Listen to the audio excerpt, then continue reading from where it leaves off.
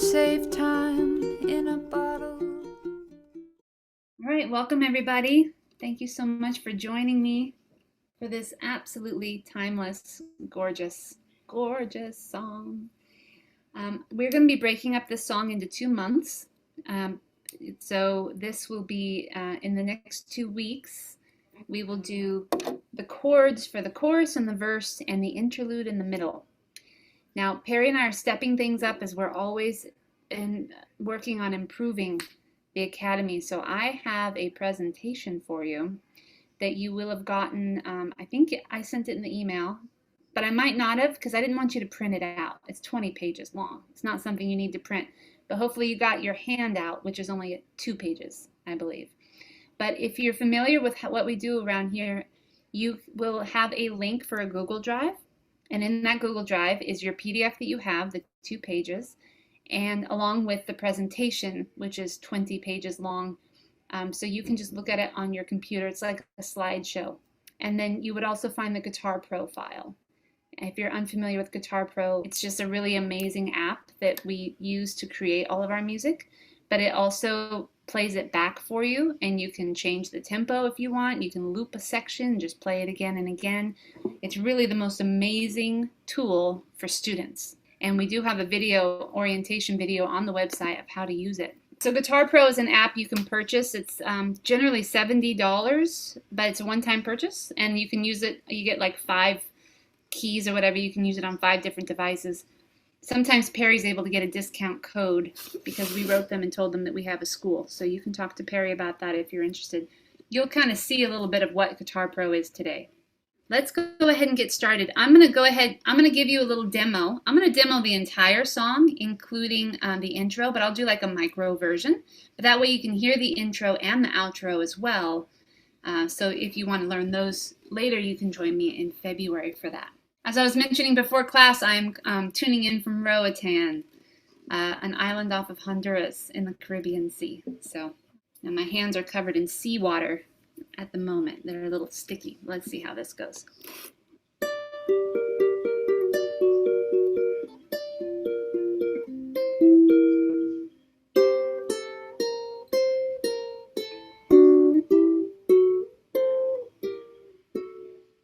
If I could save time in a bottle, the first thing that I'd like to do is to save every day till eternity passes away, just to spend them with you. But there never seems to be enough time to do the things you want to do once you find them. I've looked around enough to know you're the one I want to go through time with.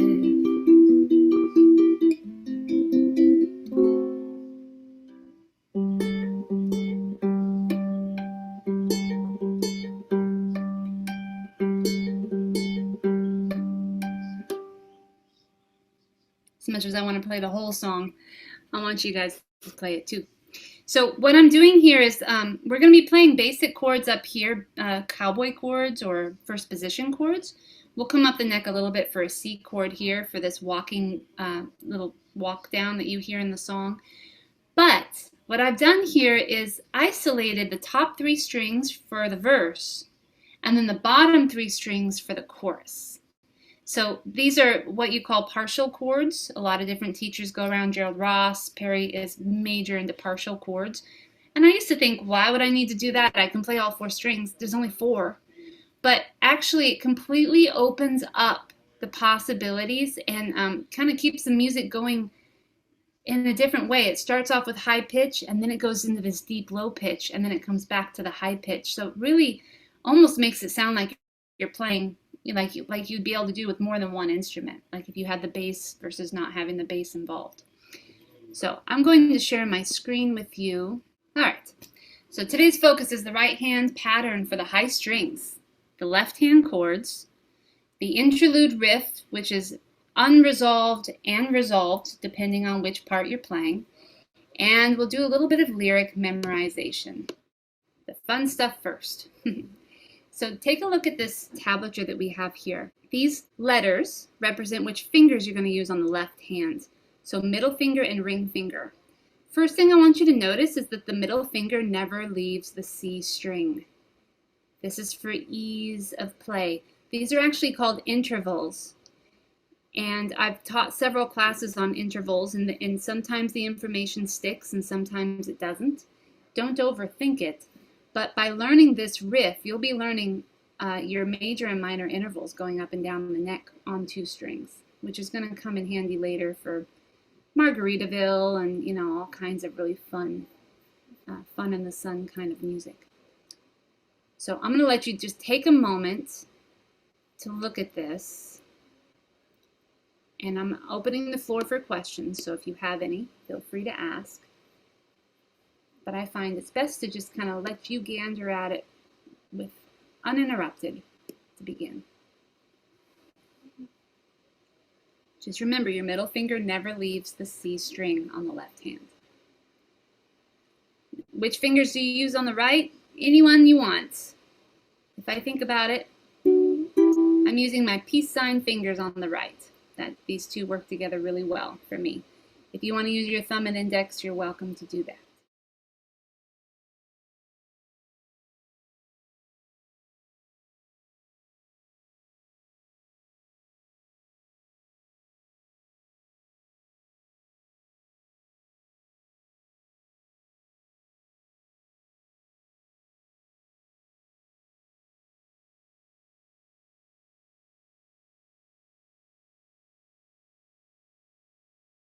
Now, one thing to keep in mind, when you come up here to 8 and 9, you're going to be in between the dots. When I was learning this, I kept aiming for the wrong fret, and gosh, is that frustrating when you expect to hear it in perfect sequence, but then you go a fret too high or a fret too low. Aim between the dots that are on fret 7 and fret 10.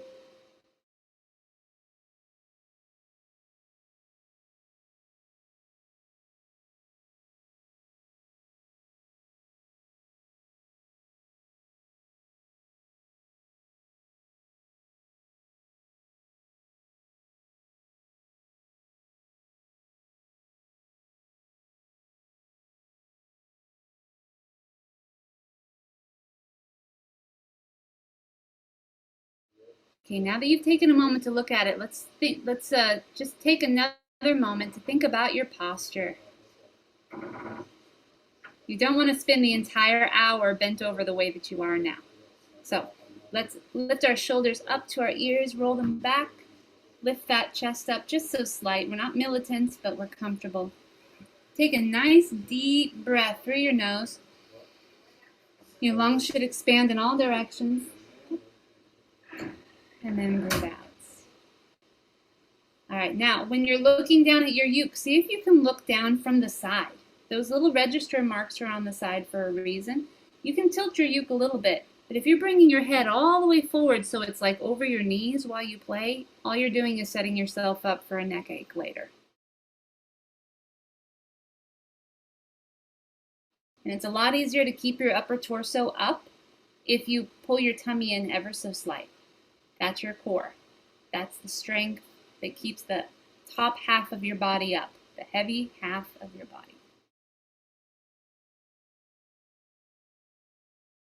Okay, I'm going to put my metronome on, but any of you who've taken mini classes from me know that I like to do things nice and slow so that we can have accurate practice instead of making mistakes while we're learning. So,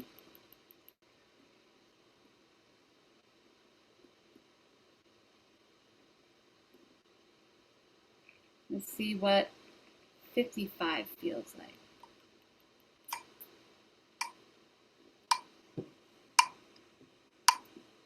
Okay, we're going to give 55 a shot. You might make some mistakes. That's okay. Let's give it a shot anyway.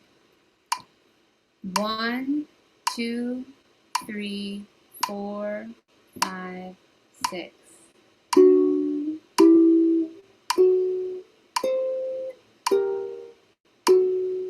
So I count to 6. It is a waltz. It's 1, 2, 3, but I want to give you a little more time. I'll do that a few times on that cycle so you can kind of prepare yourself. Anytime you make a mistake, just make a mental note to yourself where your index finger needs to land. Okay? 1, 2, 3, 4, 5, 6.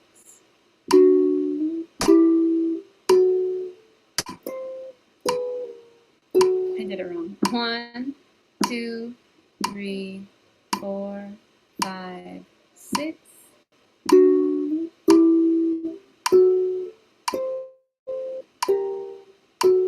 One more time. 2, 3, 4, 5, 6.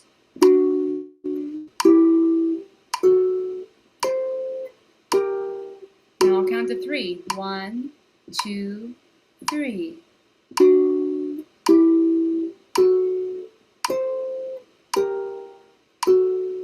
One, two, three.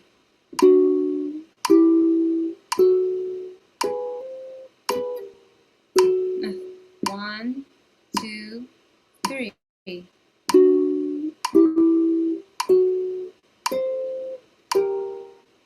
I'm going to say the name of the fret that your index needs to land on, okay? 1, 2, 3. 2, 3, 5, 8, 6, 5. 1, 2, 3. 2, 3, 5, 8, 6, 5. 1, 2, 3. 2, 3, 5, 8, 6, 5. 1, 2, 3. 2, 3, 5, 8, 6, 5. Now, you likely won't master this tonight. I certainly didn't master it in one day. I've been playing this for a month, like I said, and you still hear I make mistakes, mainly because I've got such bad stage fright. So take another moment to yourself to play over this section.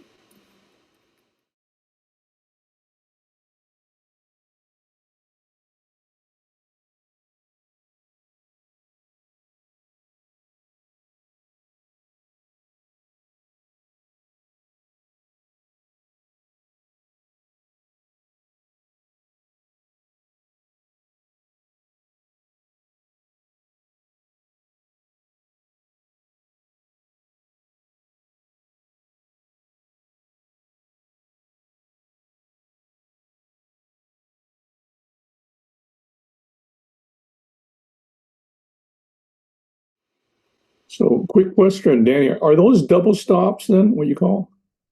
Yeah, Okay. yeah. Like dyads. Uh-huh. Okay. They are dyads, yep. 2 notes of a chord. I don't think, though, that the rest of the band would be playing like the rest of the chord or anything. This is just a little interlude that happens in the middle of the song. I haven't really analyzed the music theory behind it. This happens a lot in this song. It's the interlude. It happens in between every verse.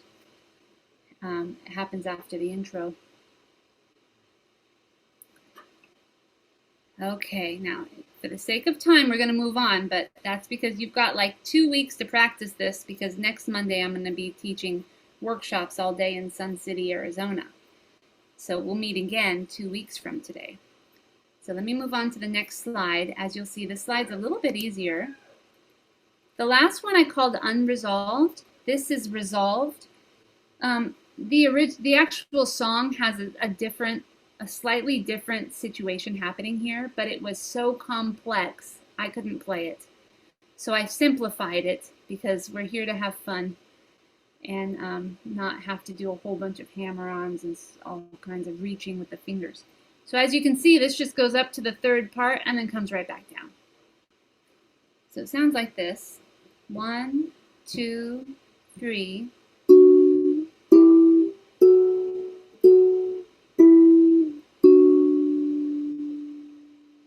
Okay. So this is when we resolve, will be this riff. Unresolved goes all the way up the neck. and you're probably having an easier time. So I'm going to go ahead and put on the metronome. I'm just going to count to 3. Here we go. 1, 2, 3.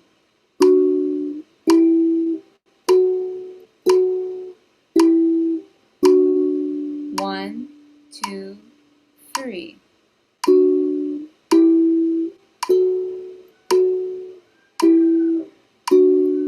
1, 2, 3.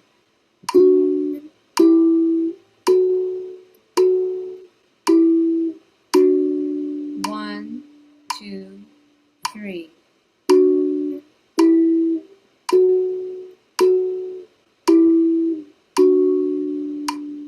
Okay. So if you haven't done these interval kind of things before, hopefully you're learning your middle finger is really going to kind of guide you up and guide you back down. It really slides along the string the whole time.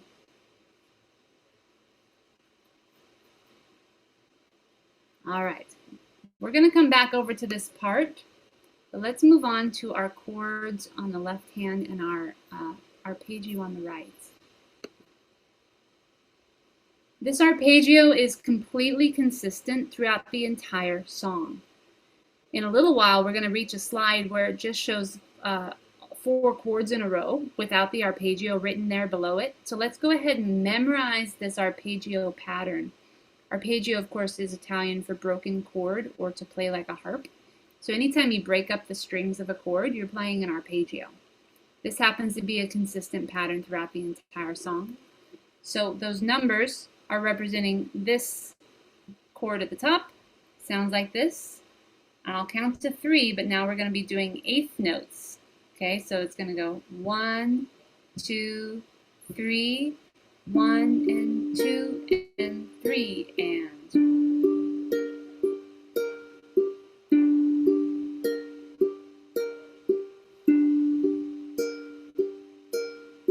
1 and 2 and 3 and 1 and 2 and 3 and 1 and 2 and 3 and 1 and 2, 3 and. Make sure you're breathing while you play.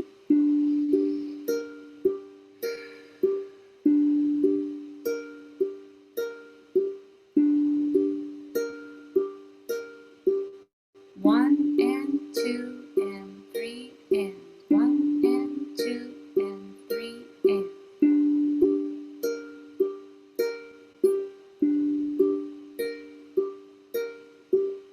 One and 2 and 3 and 1 and 2 and 3 and. Okay.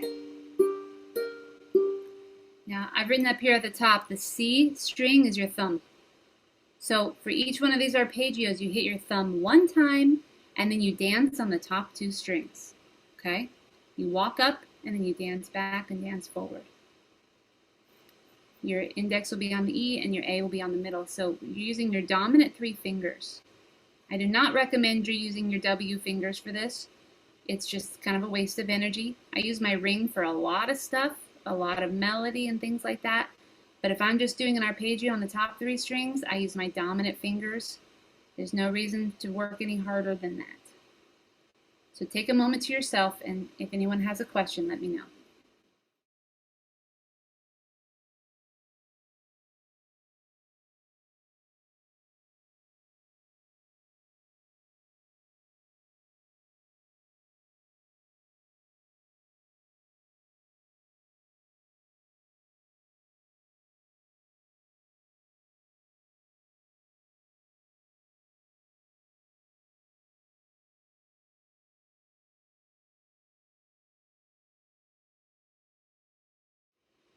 Danny, Yes, Ronnie? how do you prevent when I'm playing? I sometimes will get that beautiful ring, and other times I get a sort of a deadened sound. What am I doing incorrectly then? Judy. Yes. Let's see. Well, first off, do you have any clothing that's impeding your right hand? Do you have a shirt or a sweater? Yeah. Okay. Okay, yep, pull that up to your elbow. And then, another way on the left hand, if you're not pressing. That does it. Okay. Yeah. On the left hand, you need to press firmly, right up next to that fret. Yeah. So Okay. Oh, right up next to the fret. That's what I'm doing wrong. Okay. Yeah, the closer you are above the fret, meaning closer to the, like above as in like headstock. Hopefully you'll be able to zoom in on me if you need to with your Zoom features here. But anytime, left hand, goes every single time. I'm gonna go ahead and push pause because you guys are memorizing this. So even if you're practicing now, hopefully you're still playing it. Every time you're pressing on frets up here, you need to be on top of that, like above it this way. Not on top of it, because you'll get the dud. But you need to be as close to that fret as you can get, because the science is this string needs to press against that metal bar. I've got a shadow here. So we can play, we don't have any problem whenever we play open, because the strings are nicely pressed against this bar here. But when we press with our own finger, you need to make sure it is making strong contact with that bar. If your finger's drifting up, you're going to get the buzz or the mute. So you want to get close down. And like my nails are a little too long right now, just from being here for 1 week. But normally they'd be even shorter. So if your nail's pressing back too, that could be a problem. And we want them all to ring out like little bells, kind of like Campanella style. We've got everything ringing out as long as possible. If this hand dangles down too close to the strings, you might mute it by accident here as well. So just a couple things to consider. Okay, before I share again, I'm going to pop you guys onto my gallery and ask you. Some of you are new to the concept of our classes here. So what I do, since there's so many people in class, I ask you to show me on your fingers how you're doing. So 1 finger means I'm so lost, I have no clue what's going on. 5 means I'm acing this, I feel really confident about it. 3 means I'm not doing well, but if you give me a week to practice, I know I can get it. Okay, so then there's all kinds of variations. So go ahead and hold your hand up and let me just have a lot of people to look at, so keep it up. Kind of gives me an idea of the abilities within this class. Okay, everyone's doing pretty great. Okay, good. Then I think it's time to move on. Okay, so that arpeggio hopefully is pretty memorized by now. Remember, your thumb only hits once, all right? Because now we're going to take a look at the first 4 chords of the song. This is got a cliche in it. A line cliche, that means 1 note is moving down, down, down within the song. So this is G minor major 7, G minor 7, and G minor 6. Go ahead and take a moment there and let me know if you have any questions. You would play 1 arpeggio per chord.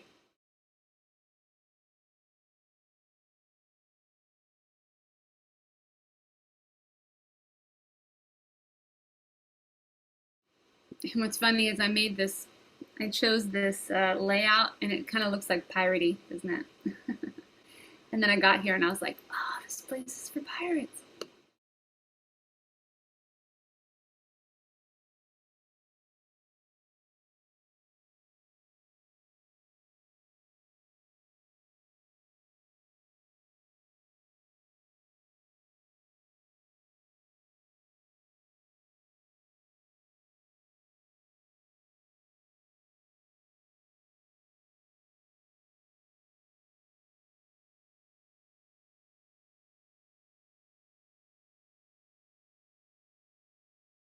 Now, I'm going to propose to you a suggestion. On the last chord, it sounds really cool if you just do this. Just the 3 notes and let it ring out, okay? It's actually very difficult to continue the arpeggio and then get to the next chord after this one. So just let the 4th chord ring out. Geraldine? On the G minor major 7, do you use 2 fingers or bar it across those 2 middle strings? I just hug my ring finger up behind my middle. It kind of looks like a D minor shape. That feels a little easier to me too. Thank you. Yeah. I just drag it back. I drag it back too. Don't lift and move. You're going to drag it along the string. And then when it's time, I bar the G minor 7 with my index. And then lift that index off to reveal the open E. Good question.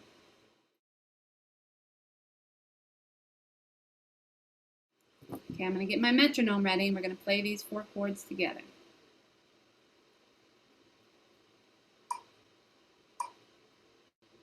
Yeah, 55 feels pretty good. This gives us a chance to remember to breathe. I mean, who knows? You might avoid practice just because you go, oh, it's kind of stressful. Maybe it's kind of stressful because you're not breathing while you're playing. This is supposed to be a very relaxing hobby. So let's make sure we're breathing nice and deep as we go. And once we go slow, that helps us remember to breathe. It also is going to improve your tone. This is a trick I learned from Daniel Ho. Play slower than you want to, and you will be amazed at how long your notes can ring out. Because if you don't hit it right and it doesn't ring out, it's very painful because there's so much time in between the next note. So this is set to 55. We're hearing the quarter notes, but we're going to play the 8th note arpeggio. If you want to listen to me the first pass, you're welcome to, and I'm going to loop it around. 1, 2, 3.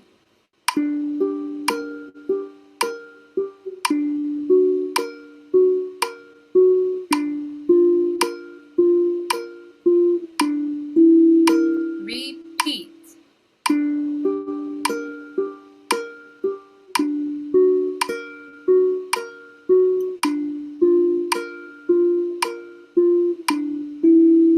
Repeat.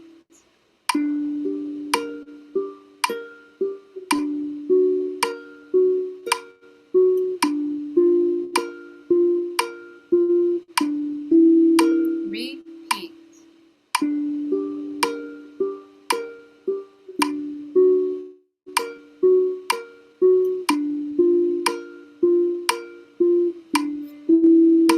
Repeat.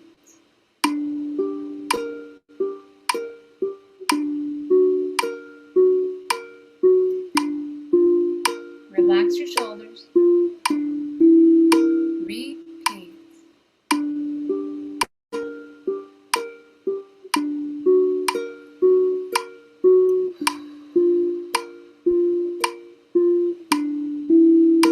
Two more.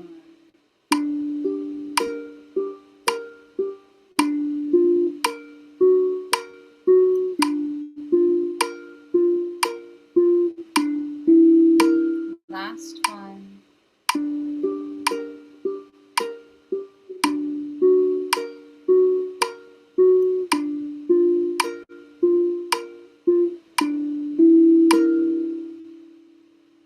Okay, does that feel pretty good? All right, this is the beginning of the verse. All right, let's move on to the next slide.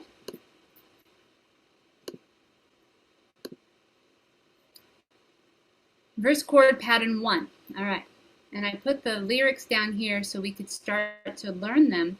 If I could save time in a bottle. Okay, I put a little underline each time we switch.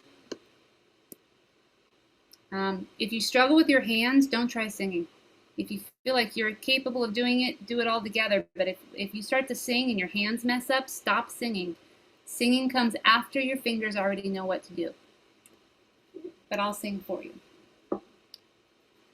And look at that at the end. We've got a C minor, and I put 2 pictures of it because it's 2 arpeggios.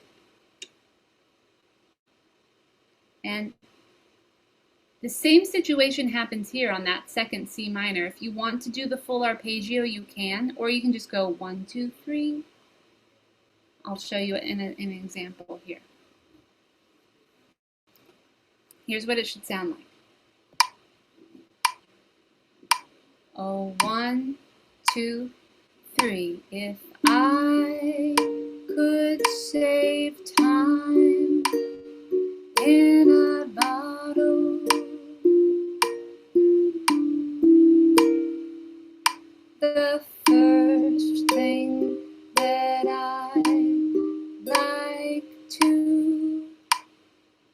And then can you hear it in your minds? Do you know what happens right after this? Your little interval goes up the neck and back down. In our next slide, you'll be able to see that. You can give it a shot if you want now, but for now we're just doing the chords. Now with this C minor, I really encourage you to use your ring finger to bar. This is a trick I learned early on from Carla Fontanilla, who teaches at the Strum Shop. And she first taught it to me, and I was like, why would I do that? I can just use my index. And she was like, okay, I don't care. I was like, it really challenged me. I was like, well, now I want to do it the way you do it. And it changes everything. Your first and second finger can stay in position, in the first position, if you use your ring finger to bar.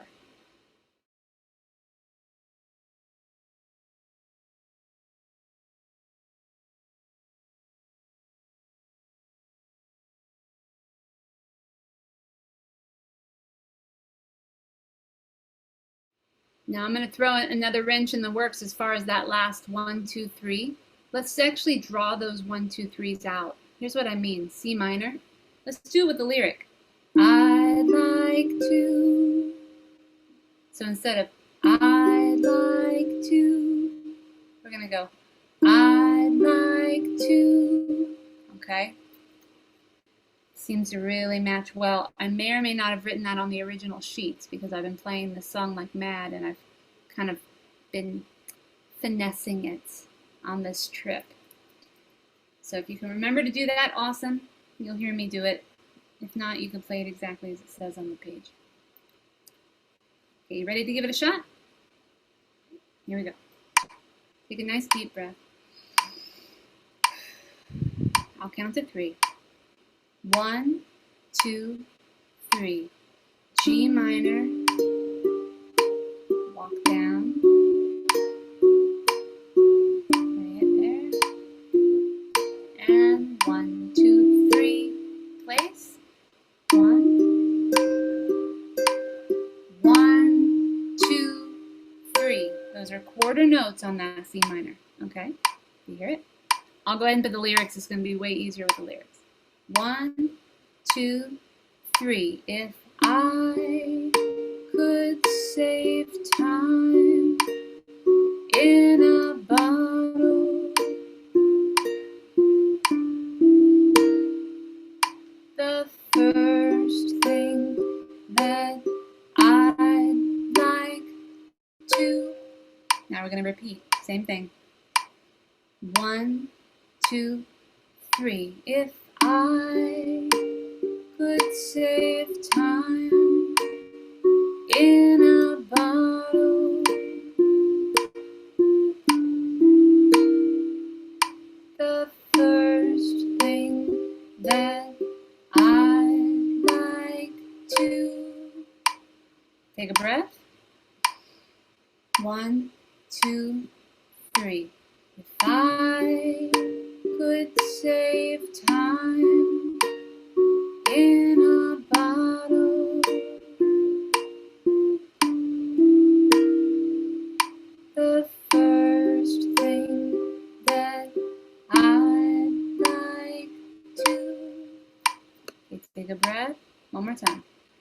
1, 2, 3. If I could save time in a bottle,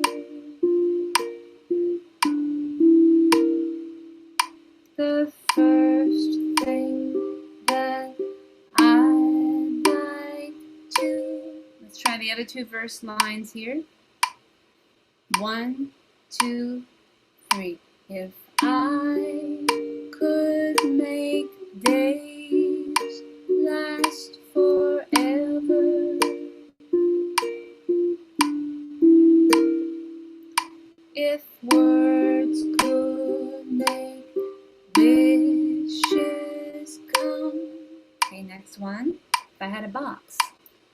1, 2, 3. If I had a box just for wishes. I didn't get that. Could you try again? Shut up, Siri. Okay. And dreams that never come. It didn't even sound like I said, "Hey Siri," but she came on and completely interrupted my metronome. All right, just a moment with the lyrics. I love these lyrics so much, man. This is gorgeous. Let me answer a question first. Lois Ann. So I'm confused on the plus. What are you playing on the strings? Oh, the plus is just a visual separation between the next two chords.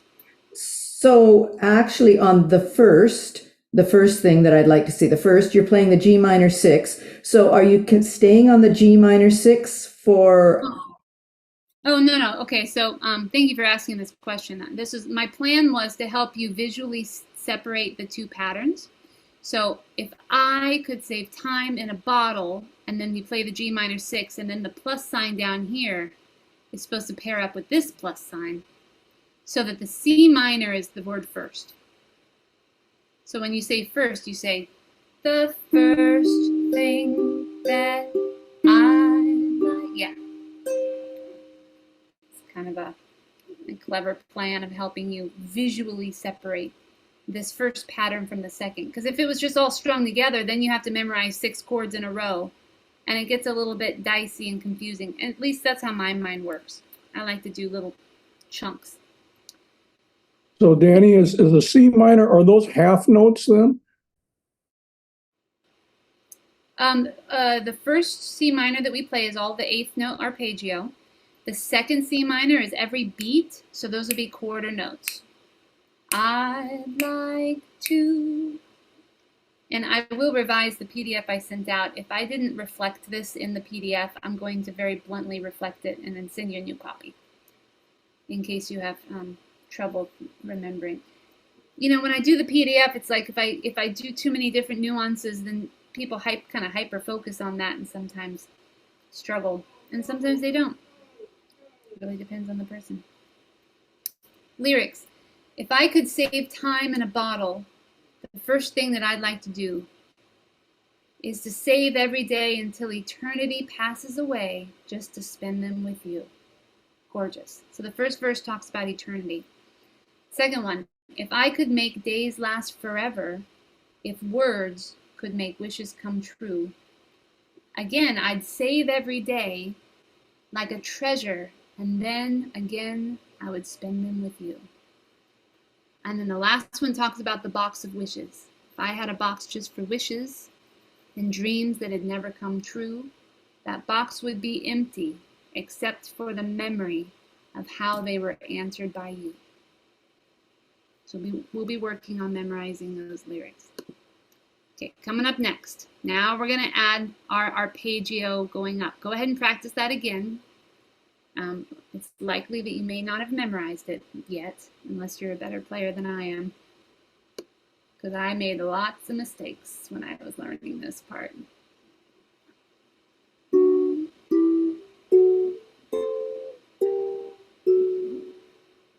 Danny, are we just pulling the center 2 strings, or are we also pulling the E? All right. For the arpeggio, or for the intervals down here, it's just the middle 2 strings.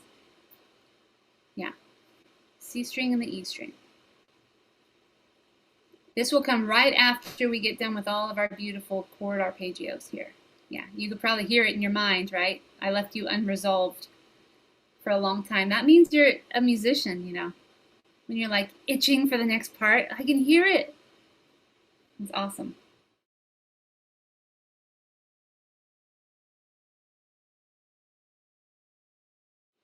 While you're practicing that, I just want to tell you, here on the beach, there's these vendors that go around, and Perry and I have been labeling the intervals that they use. There's this one guy that goes, empanadas, empanadas, empanadas, empanadas, and we're like, I said, what is that? And he goes, oh, it's soda dough. Dun dun, da da da da da da. And someone else was going, da da da da da da da da.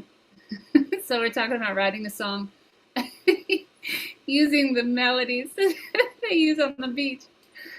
I was thinking I might bring my phone out there and like give them a couple bucks and say, can you just say this into my phone so I could record it? Robin? Is there any reason, thank you, Danny, is there any reason not to just use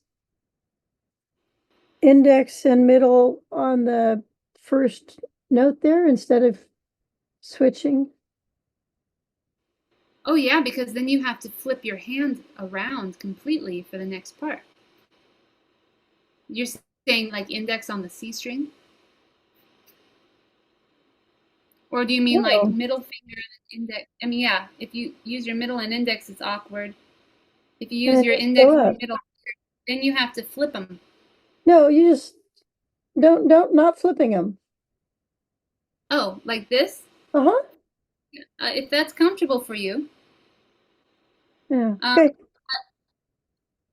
However, like a whole bunch of teachers I've taken classes from have done it this other way.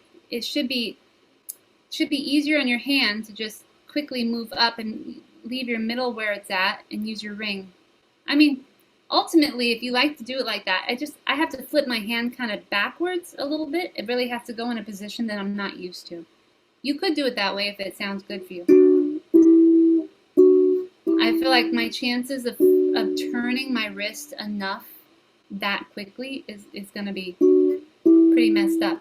If I use my middle and my ring on the 2-2, then all I have to do is like slide my hand down and my index just catches the fret above. I don't have to like swivel my wrist at all. Huh.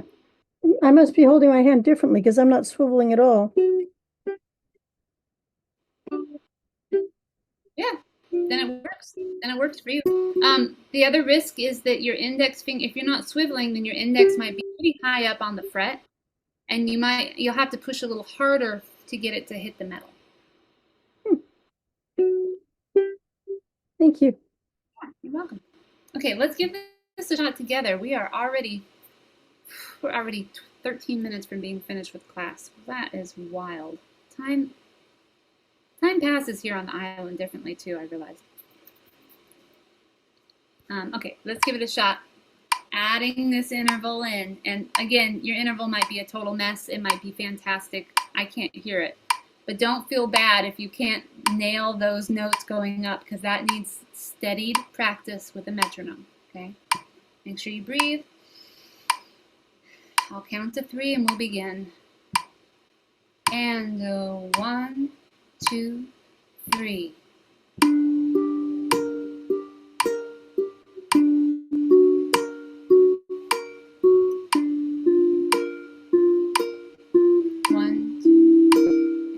C minor. Now on the beat, 1, 2, 3, intervals.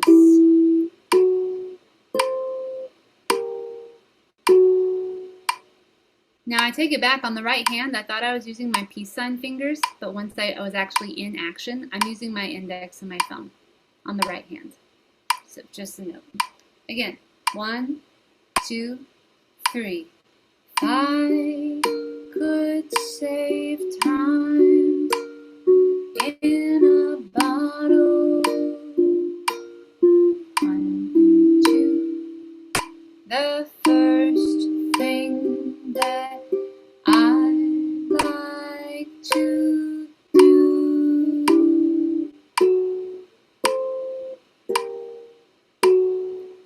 Again, we'll go with 1, 2, 3. If I could save time in a bottle,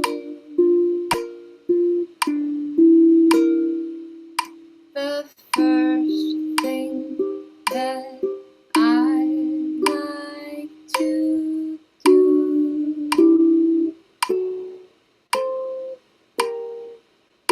If I could make days last forever. 1, 2, 3. If I could make days last forever.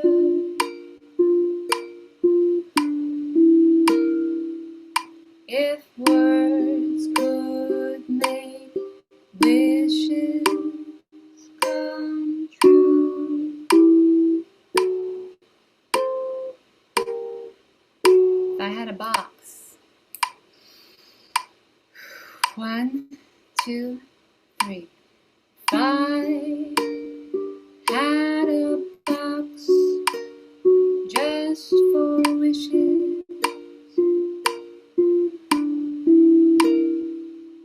and dreams that are words, wishes come true.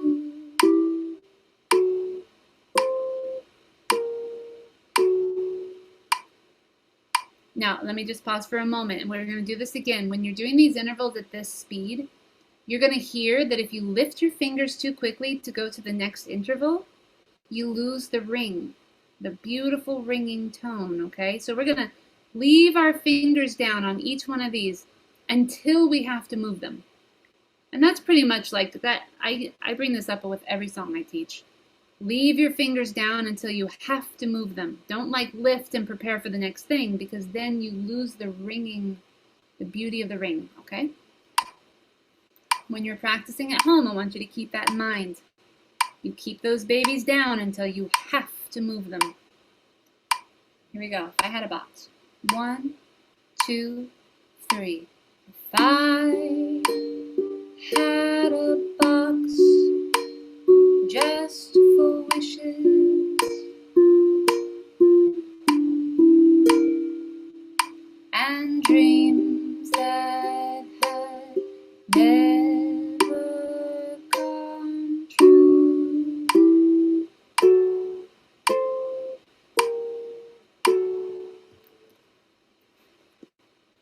All right, we gotta hustle along. Next 4 chords.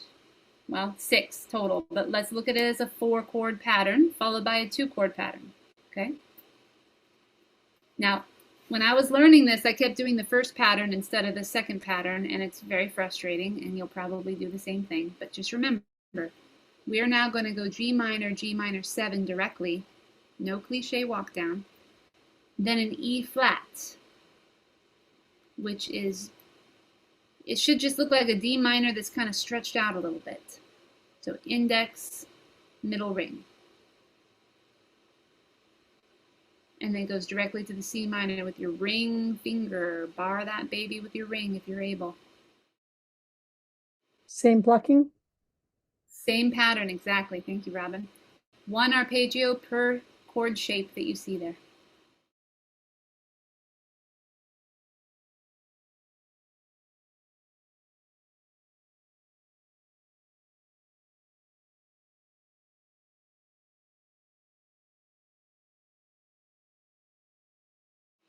And you could do the same little pattern that we did like that last, we could do quarters here.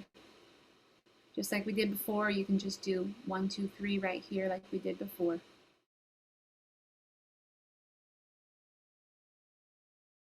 And I only know to do that because once you speed up the song, it sounds really clumsy if you try to finish your arpeggio and then jump over to like the next chord. It just sounds so much better if you just let it ring out while your voice continues, but your instrument stops, but there's that one note ringing. It's really beautiful. So Danny, are you saying that C minor is a quarter note triplet? Nope, because we're playing a waltz, so it's just every quarter note beat. It kind of sounds like a triplet though, but it's not technically a triplet. It's just going to be 1, 2, 3. So it ends up sounding a little bit triplet-ish. But the timing on the first C minor is the same as the first 3 notes of the beginning patterns, right? Here? Yeah. Yes. So what we've done was our arpeggio are 6/8 notes. So the G minor is 1 and 2 and 3 and, right? Same thing for the G minor 7. You can hear how it brightens up too. And then the E flat's the same way. Now the C minor, we're just gonna like cut our arpeggio in half. So it's still 8th notes. 1 and 2 and 3 and. It's just ringing out. So it's got a rest on the end of it. Is that what you're saying? More like a tie. Okay. Yeah. A rest would just mean you're no longer ringing, but we're going to let it ring out. Yes. 1 and 2. I'm sorry. 1 and 2 and 3 and is the C minor. The second C minor is 1, 2, 3. See, I thought about not bringing this up because it gets, if you hyper focus on it, you get a little confused. But once you're in the flow and you're playing it, you're gonna hear it. You're gonna know what to do. Plus, I'll fix up your PDF to make sure it's reflected. Okay, let's give this a shot, just because we are limited on time. Again, 55 beats per minute, folks. Don't go turning your metronome up to 80 and then expecting yourself to play it with elegance. Nice and slow. So take a nice deep breath. I'm going to go ahead and just read the first line, and then I'll just count to 3 and read the second line, and count to 3 and read right into the third line. Okay. 1, 2, 3. I'd say every day till eternity passes away, just to spend it with. And then we'll do that resolved interval, which will come up on the next slide. 1, 2, 3. I'd say every day like a treasure, and then again I would spend it with. Get the right idea here? Last one. 1, 2, 3. That box would be empty except for the memory of how they were answered by. Okay, let me move on to the next slide. Just a reminder, after this lesson is over, I'm going to do a practice video. So I'll do a practice video with the thing showing on the screen, and then I'll do a practice video so you can only see my hands. It'll be like a 5 or maybe 5-minute video that you can just reference back to for the next 2 weeks. Okay, so some of your questions will be answered just by watching the practice video. Okay, okay, go ahead and give this a shot yourself without the pressure of the metronome, and then we're going to put it all together. Notice that the interval in the bottom now is the resolved version, so you don't go all the way up the neck this time.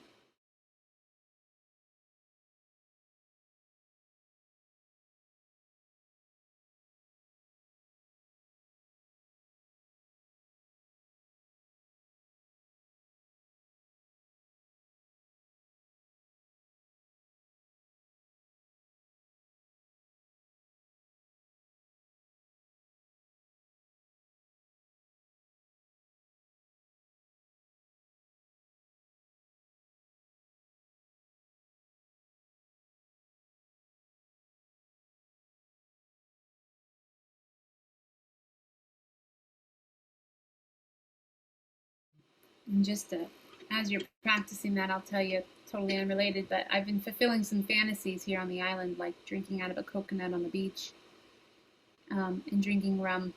So today, in order to get a chair and sit and read a book with Perry, we ordered some rum, but I was disappointed. I was like, well, okay, check. I checked it off. I had rum in the Caribbean.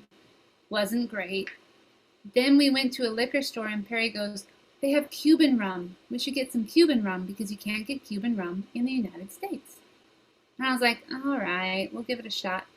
This spiced Cuban rum fulfills all of my ideals about drinking rum in the Caribbean. So I'm looking forward to having a glass after this. Straight. Oh, we got pineapple juice to mix with it, but I'm not even going to mix, man. So we better get off. Yeah, yeah. Yeah. So let's hurry up and get this thing. Just kidding. Okay, are you ready to try it with me? And then after this, you know what we're doing after this? putting the entire thing together. All right, let's give it a shot.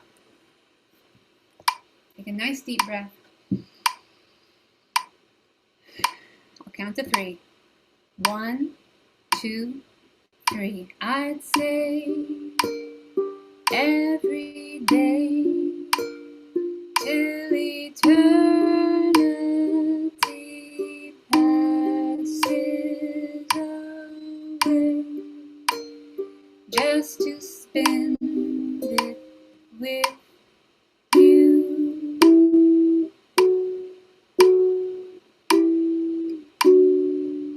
Okay, take a breath.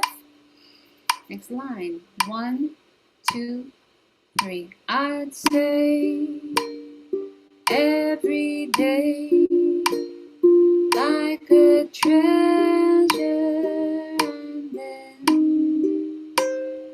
again I would spend it with you.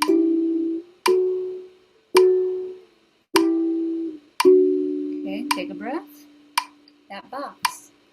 1, 2, 3. That box would be empty except for the memory of how they were answered by you.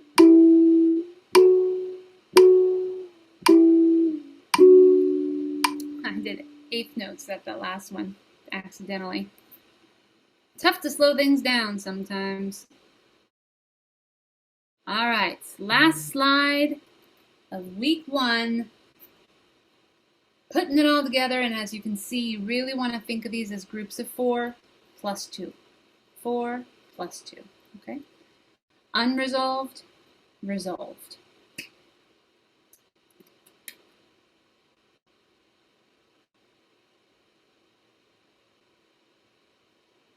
And just a note down here, when you just did the pattern we just did, G minor, G minor 7, E flat, your middle finger should not leave that C string for these 3 chords. Make sure that you're not leaving the string. You shouldn't be lifting and placing, okay? It should just, your middle finger kind of guides your hand into position, all right?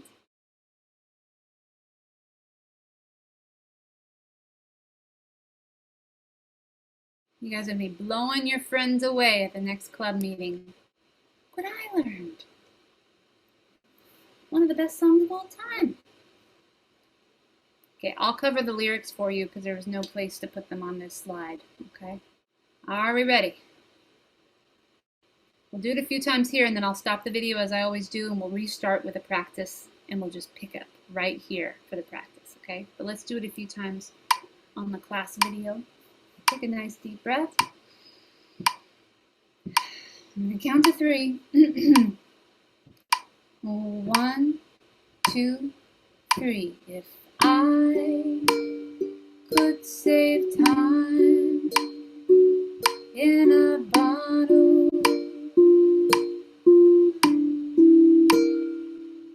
the first thing that I'd like to do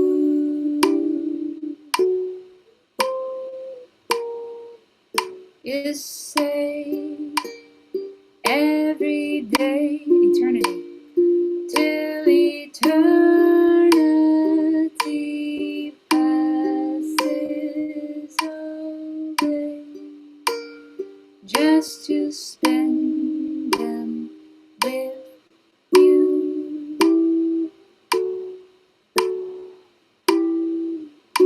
Oh, that must have felt pretty good. Let's do verse 2. Take a deep breath. And 1, 2, 3. If I could make days last forever,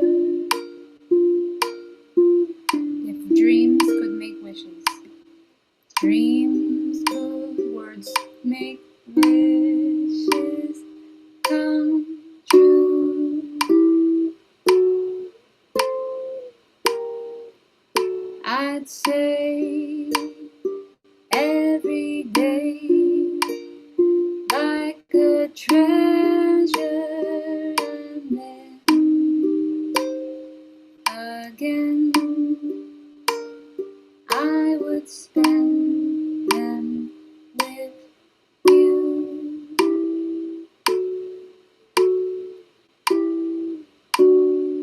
Okay, let me make sure I get the words right. If I had a box just for wishes and dreams that had never come true, that box would be empty, except for the memory of how they were answered by you. Here we go. And a 1, 2, 3. If I had a box just for wishes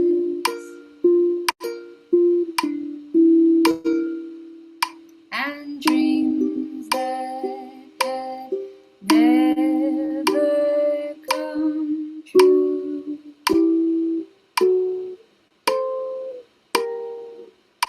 that box would be empty except for the memory of how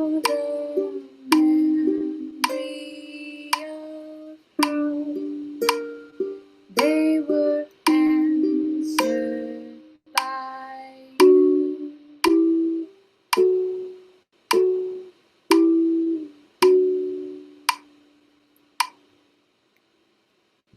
Okay, just want to make a note because in the practice video I won't be teaching or talking at all except just playing. Notice how the sound brightens up with the second set of 4 chords. As soon as you hit the G minor and the G minor 7, all of a sudden there's this little ray of sunshine. And then the E flat comes in and it gets even brighter and more sunshiny. But when you're playing this walk down at the top, it's a little melancholy. So when you're practicing at home, if you accidentally play melancholy walk down on the second part, you're going to hear it. And like me, you're going to get frustrated with yourself. Why can't I remember this? But if you practice it enough, and you spend enough time with it, and you get frustrated enough times, you will teach yourself how to do the second pattern. Maybe I'm preaching to the choir, I don't know. I just want you to know, if you struggle, you're in the same boat as me. Okay, are there any questions before we go to the practice video? Yes, please. Danny, is the guitar profile the same as we're playing now, or the same, or how it was created before? Unfortunately, it's how it was created before. It was only in the last week or so that I decided to arpeggiate those like a little longer. And it's kind of why I haven't jumped over to the guitar profile to play along with, because it'll mess you up. As soon as we're done with class today and I turn off the computer, I'm going to go fix it and send you an updated version so that you will not be trying, because what you'll learn is once you speed it up, you won't be able to throw in all those arpeggios. It just sounds clumsy. So yes, I'll fix it up for you and I'll send you a new PDF as well. Okay, any other questions before we do our practice video? For the practice video, I'm going to show the screen first with the stuff on it we just had, and then I'll stop it. I'll show my hands like this, and you'll be able to see everything I do. As is custom, I'm going to say goodbye to everybody who just watched from the future this class video. Nice job. If you have any questions, email me, support@starlightukes.com, and head on over to your practice video. If I could save time in a bottle, the first thing